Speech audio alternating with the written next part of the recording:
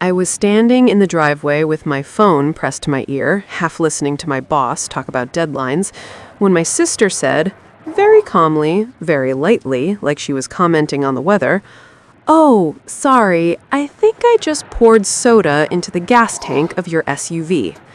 For a second, my brain refused to translate the words into meaning. They floated there, harmless, ridiculous. Soda didn't belong anywhere near a gas tank. Soda belonged in cup holders and sticky back seats in movie theaters, not inside the open mouth of my brand new, black-on-black luxury SUV that I'd waited 6 months for. "What?" I said, too softly. "I thought it was the windshield thing," she said. "You know, the blue liquid." The fizz stopped. Silence rushed in.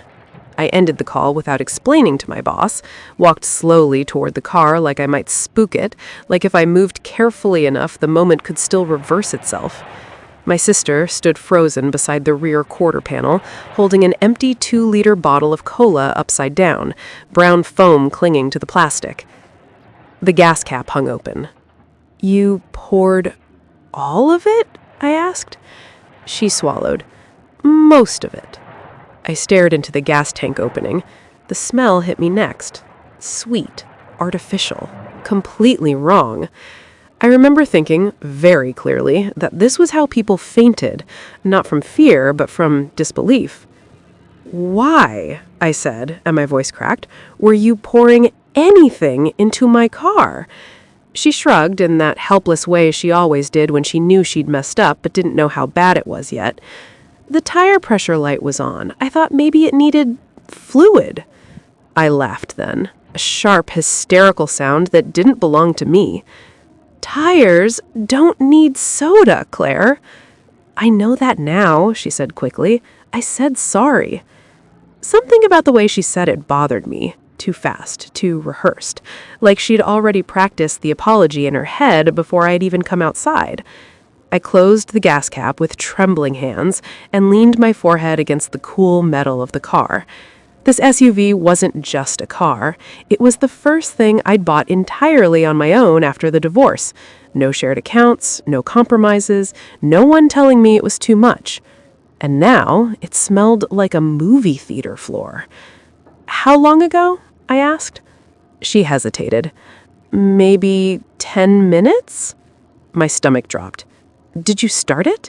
"No, God, no." That was the first small mercy of the day. We stood there in the afternoon sun, cicadas screaming from the trees, my neighbor's sprinklers ticking rhythmically, the world stubbornly normal while mine tilted sideways.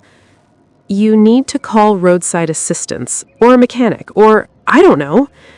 "I know what to do," I snapped, then immediately regretted it when her face fell. I rubbed my eyes. "Just go inside, please." She lingered. "I really am sorry." "I know," I said, though I wasn't sure I did. As she walked away, I noticed something I hadn't before. The soda bottle wasn't one I kept in the house. I didn't drink soda, ever. I hated how it coated my teeth. "Claire," I called. She turned. "Where did you get that?" Her eyes flicked toward the garage for a half-second before she answered, "Your fridge." I didn't correct her. I just nodded and pulled out my phone. The tow truck driver whistled when I explained what happened. "That's a new one," he said. "Sugar's a killer. You're lucky you didn't turn the key." Lucky. The word sat wrong in my chest. While he hooked up the car, I watched my sister through the front window. She paced the living room, phone to her ear, whispering urgently. When she saw me looking, she turned her back. I told myself not to read into it. The dealership smelled of coffee and leather and quiet judgment. I sat in a plastic chair while a service advisor typed my story into a computer, his eyebrows climbing higher with every sentence. "Family member," he repeated. "Accident. Yes. With soda. Yes." He cleared his throat. "We'll have to drain the tank, flush the system. Worst case, replace some components." "How much?" I asked. He gave me a number that my ears rang. I texted my sister the estimate. 3 dots appeared immediately, then vanished, then appeared again. Finally, "I'll help however I can." I stared at the screen. Claire had been living with me for 4 months, ever since she'd taken a break from her job and her boyfriend, and apparently responsibility. Helping however she could usually meant emotional support and borrowed sweatshirts, not thousands of dollars. I drove home in a loaner car, my hands gripping the steering wheel too tightly, my mind replaying the fizz, the smell, the way she'd known to apologize before I even spoke. That night, I couldn't sleep. Every time I closed my eyes, I saw the soda disappearing into the tank like it was being swallowed. Around 2 a.m., I heard the soft creak of the hallway floorboards. My bedroom door was cracked open. I stayed still, listening. Claire's shadow paused outside my door. She didn't knock. She just stood there for a long moment, breathing. Then her phone lit up, casting a pale glow on the wall. "I told you it was done," she whispered. My heart started pounding. "I said it was an accident. She bought it." There was a pause. A voice murmured on the other end, too low for me to hear words. "No," Claire said. "She didn't suspect anything, just upset." Another pause. "I know, but it had to look real." I held my breath so hard my chest hurt. "Tomorrow," she said, "I'll finish it." Her shadow moved away. The floorboards creaked again. Her bedroom door closed. I lay there in the dark, staring at the ceiling, my mind racing, every instinct screaming that the soda in my gas tank wasn't the mistake I thought it was, and whatever my sister planned next wasn't going to stay contained in the driveway. I didn't sleep after that. I lay there with my eyes open, counting the seconds between the hum of the refrigerator kicking on and off, listening for any sound that didn't belong in my house. Every time the air shifted, my body tensed like I was bracing for impact.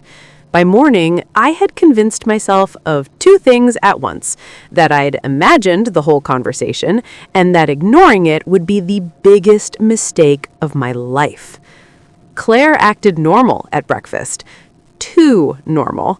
She stood at the stove in one of my oversized t-shirts, humming softly while flipping pancakes like she hadn't poured soda into my gas tank and whispered secrets into her phone hours earlier.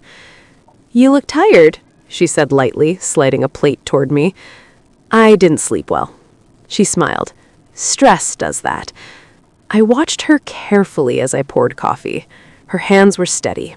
No guilt tremor, no nerves, just that familiar, charming calm she'd perfected over the years.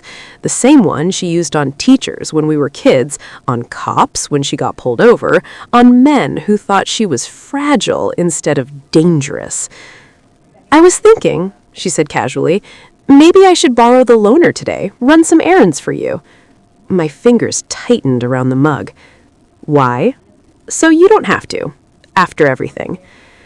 After everything. Like she'd spilled milk and not sabotaged my car. "I'll drive myself," I said. Her eyes flicked up, sharp and quick. "You don't trust me?" The question landed heavy. She had always known how to turn things around, how to make me feel like the unreasonable one. "It's not that," I said carefully. "I just want some space." She nodded slowly. "Sure, of course." But something hardened behind her eyes, a flash of irritation she didn't bother hiding this time. When I left for work, I checked the garage before pulling out. I don't know what I expected to find, another soda bottle maybe, or proof that I was right to be afraid. Everything looked normal. Too normal. At the office, I couldn't focus. Emails blurred together. Meetings passed without me hearing a word. My phone buzzed constantly with texts from the dealership updating me on diagnostics. Fuel lines contaminated, injectors at risk. The estimate climbed. Higher. Around noon, my sister texted me a photo. It was the loaner SUV, parked outside a cafe I didn't recognize. "Having lunch. Thought you might want to see I'm being careful." I stared at the message, pulse racing. I hadn't given her permission. I hadn't even told her where the spare key was. I called her immediately. "Hey," she answered, breathless. "What's up?" "Where did you get the keys?" I asked. A pause. Longer this time. I didn't think you'd mind. You're busy. I told you I'd drive myself. You're overreacting, she snapped, the sweetness gone. It's just a car. The same words my ex used to say whenever I cared about something he didn't. Bring it back now. She sighed dramatically. Fine. When she pulled into the driveway an hour later, I was already home. I watched from the window as she sat in the driver's seat longer than necessary, tapping on her phone. When she finally stepped out, I noticed the passenger door open slightly behind her. You had someone with you, I said. She didn't miss a beat. No, I didn't. The seats moved. She rolled her eyes. I adjusted it. For who? For me? I stepped closer, lowering my voice. Who were you talking to last night? Her expression froze. What? In the hallway, on the phone. For the first time, she looked genuinely startled. Then she laughed, loudly, too loudly. You were spying on me? You said you had to make it look real. What were you talking about, Claire? Her expression shifted, hardening into something cold. You should really stop imagining things. I heard you. Then you heard wrong. She brushed past me toward the house, shoulder knocking into mine just enough to be intentional. You're stressed, paranoid. Maybe that's why things keep going wrong for you. I stood there, shaking, watching her disappear inside my home. That night, I locked my bedroom door for the first time since she moved in. At 3:17 a.m., my phone buzzed. Unknown number. A photo loaded slowly on my screen. It was my SUV. Not at the dealership, not in my driveway. It was parked under a flickering streetlight somewhere I didn't recognize. The hood was up, the gas cap open. A message followed. Accidents happen, especially when people don't listen.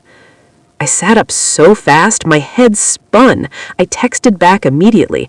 Who is this? 3 dots appeared, then vanished. Then another message arrived. Ask your sister. I sat on the edge of my bed with my phone glowing in my hand, staring at the photo again. The angle was wrong, too deliberate. Whoever took it wanted me to see the open hood, the gas cap, the vulnerability of the car. Wanted me to remember the sound of fizzing soda. I typed back slowly. What do you want? No reply. I waited until my breathing evened out, then slipped out of bed and pressed my ear to the door. Silence. No movement from Claire's room. I turned the lock gently and cracked the door open. The hallway was dark, the house holding its breath. I padded toward her room and stopped just short of the doorway. Her door was open. Her bed was empty. The sheets were rumpled, still warm. My stomach dropped. I checked the front door. Unlocked. The key bowl by the door was empty. She was gone. I didn't sleep after that. I sat on the couch with all the lights on, my phone in my lap, replaying every moment of the last few months, like it was evidence from a crime scene.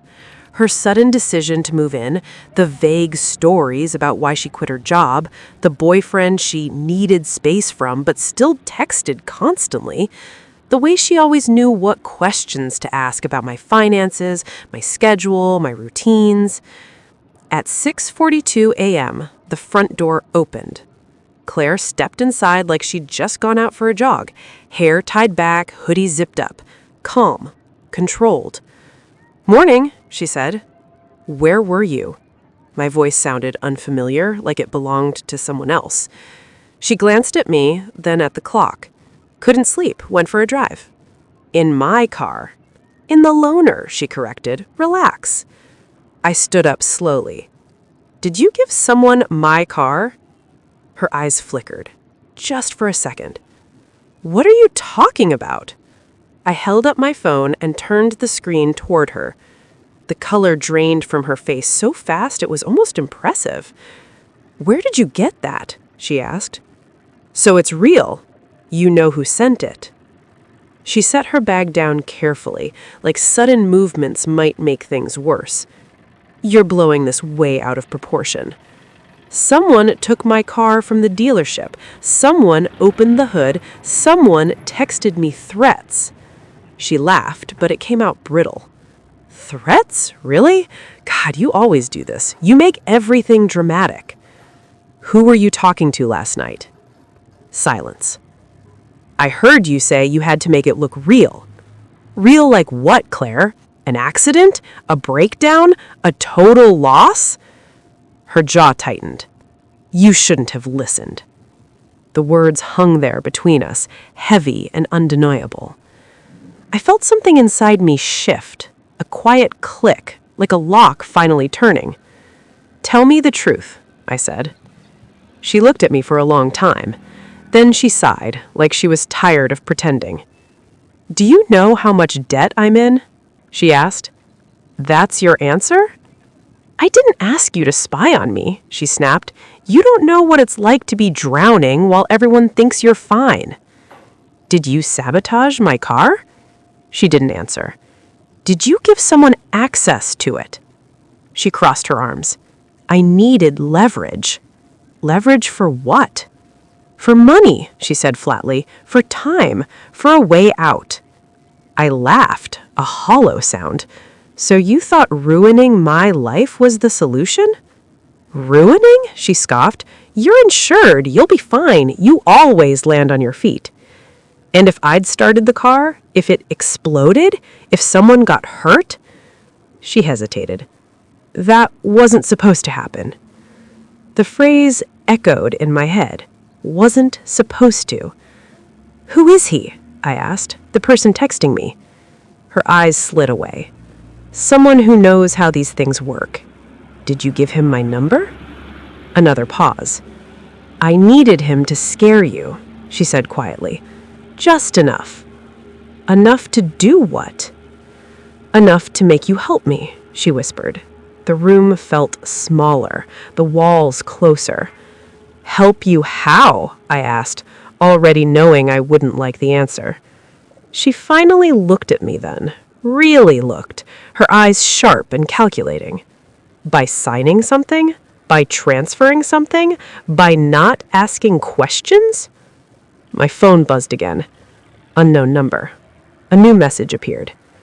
We should talk. Your sister can't fix this anymore. I showed it to her. For the first time since I'd known her, Claire looked afraid. You don't understand, she said quickly. He's not patient. If you don't cooperate... If I don't cooperate, what? I demanded. She swallowed. Accidents happen. The same words from the text. I stared at her, at the sister I'd grown up protecting, the one I'd led into my home without hesitation, and realized with chilling clarity that I wasn't dealing with a mistake anymore. I was dealing with a plan. And somehow, without my consent, I was already in the middle of it.